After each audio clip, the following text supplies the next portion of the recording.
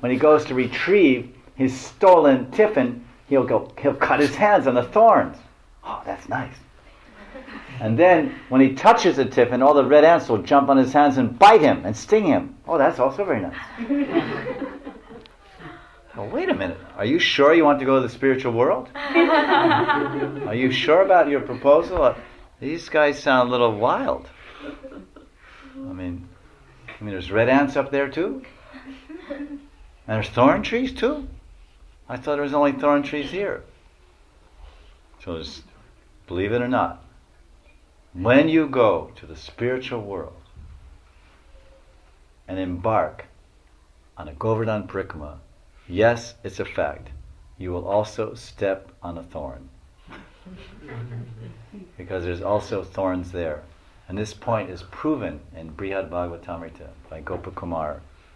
For example, Gopakumar was born in Govardhan, in this Aprakat Lila.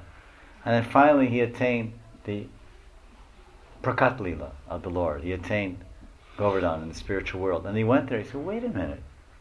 Everything's the same as I came from. The cows, the buffaloes, the thorns, the thorn trees, everything's the same. Did I come anywhere? Did I go anywhere? Or am I still in Braj? This is the point that Sanatana Goswami wants to make. So, as above, so below. That this Braj and that Braj are the same. They actually are the same. It's only a change of consciousness. Now we're in Mayak consciousness. When we're in Krishna consciousness, then we realize this is the spiritual world. Radha and Krishna's pastimes are here.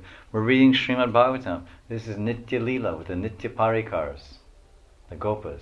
And there's thorns, and there's red ants.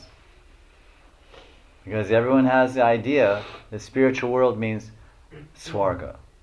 Spiritual world means Swarga. Dancing girls, handsome men, luscious chapan bhog, chakachak bhog, and everything nice, and no thorns, and sweet everything. And no, this is, you can see all this variety, and all this variety exists for the pleasure of the Lord.